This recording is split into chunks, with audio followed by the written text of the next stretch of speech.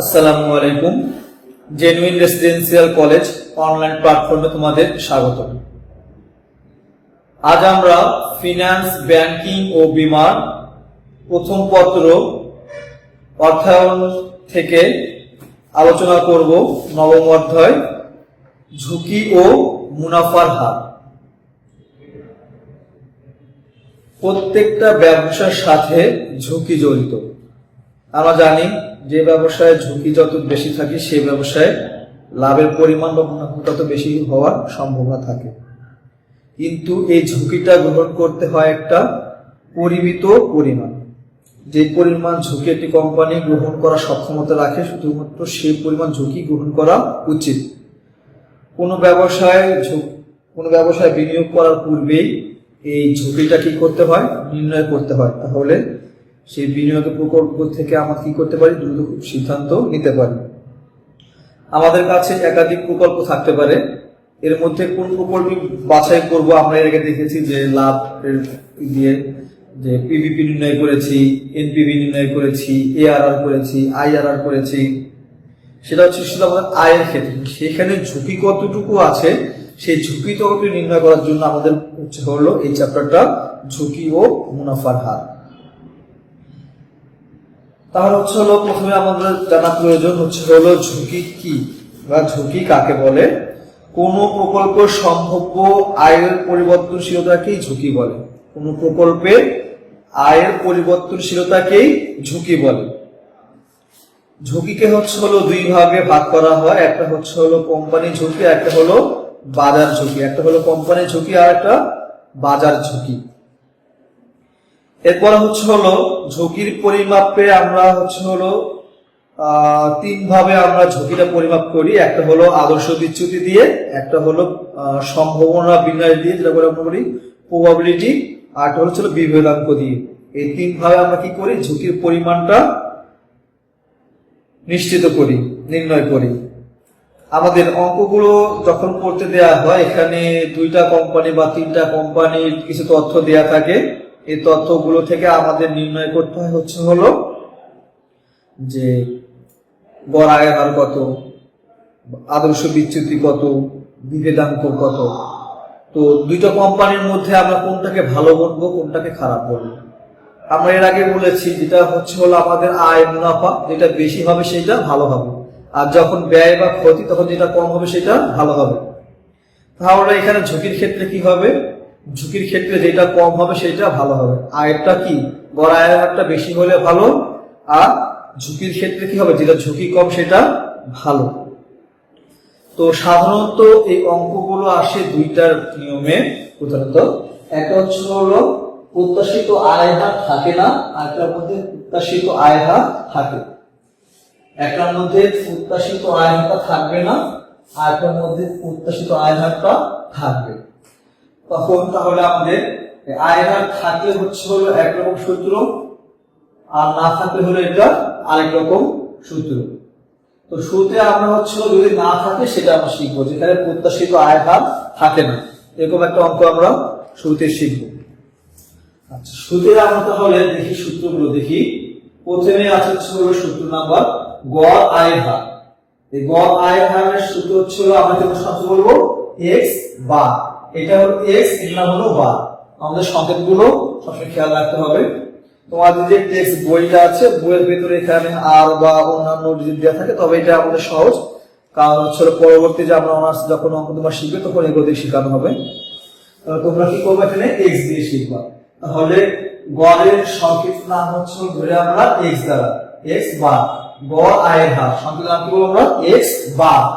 Doctor কি বলবো আমরা, বার, x bar. X bar summation, এটা একটা চিহ্ন নাম হলো সামেশন। সামেশনটা বাংলা সমষ্টি। সামেশনটা বাংলা সমষ্টি। তাহলে এখানে লেখা আছে x বার সমান summation of x divided n, summation of x divided n। তাহলে আমরা এখানে কি লিখলাম, এর নাম হলো বার।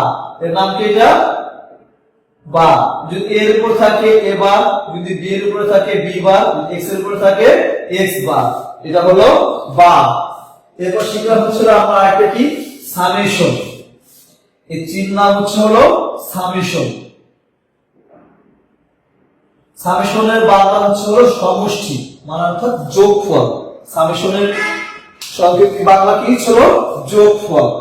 তাহলে সূত্রটা কি হয় আমার? গড় আয় হার x বার সমান কি লিখছি আমরা? Summation of x divided n।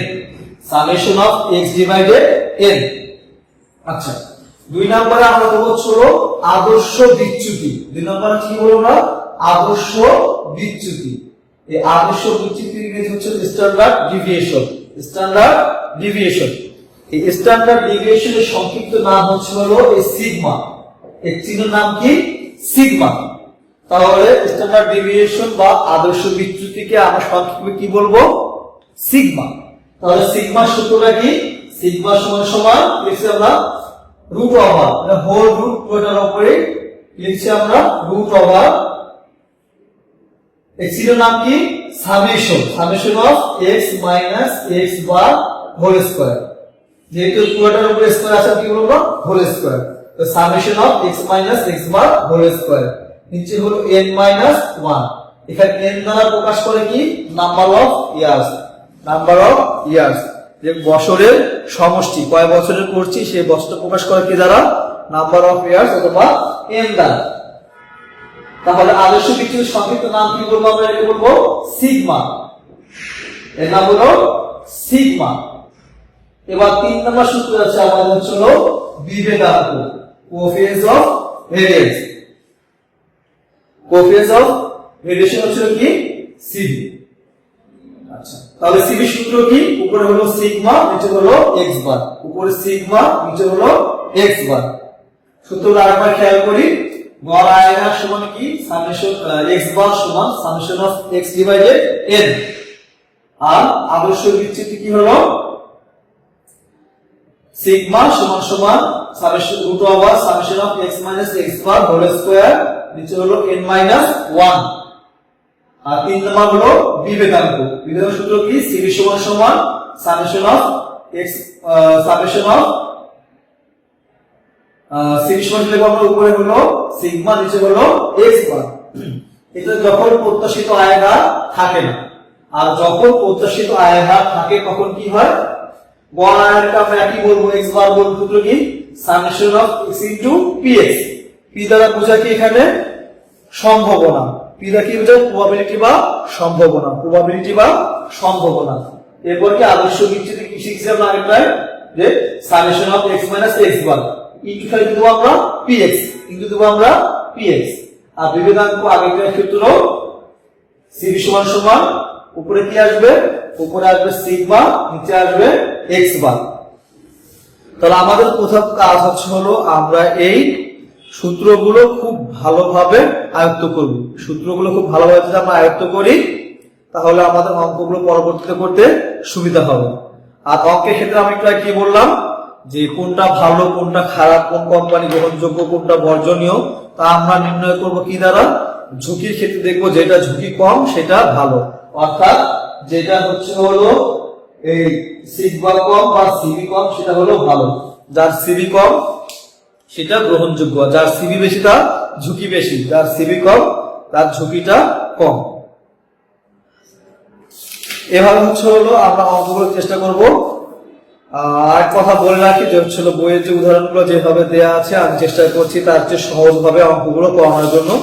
হয়তো বইয়ের যে নিয়মগুলো আছে তার সাথে আমারটা নাম দিতে পারে, কিন্তু হচ্ছে ফলাফল থাকবে আমাদের একই রকম। আর হচ্ছে যখন আমরা মানগুলো বসাবো দশমিকের পরে কমপক্ষে আমরা 5 বার নিব, কমপক্ষে 5 বার নিব। কারণ হচ্ছে এমন কিছু অঙ্ক আছে হচ্ছে যা 0.0000 4টা বা 5টা শূন্যর পরে তখন আবার শুরু হয়। তাহলে যদি আমরা 2 ঘর বা 3 ঘর নিই তাহলে উত্তরটা কি আসবে? শুধুমাত্র শূন্য আসবে, কোনো ফলাফল আসবে না। সেক্ষেত্রে চেষ্টা করবো হচ্ছে আমরা কি করার জন্য যত বেশি নেওয়া যায় 6 ঘর 7 ঘর জন্য যদি শূন্য বেশি থাকে তাহলে আমরা কি নেব? যত বেশি নেওয়া যায় আমাদের উত্তরটা তত ইকুরেট হবে। তাহলে আশা করি তোমরা হচ্ছে সূত্রগুলো মুখস্থ করে রাখবে। আগামী ক্লাসে হচ্ছে আমরা সূত্রগুলোর প্রয়োগ শিখবো। ভালো থাকো, সুস্থ থাকো। আল্লাহ হাফেজ।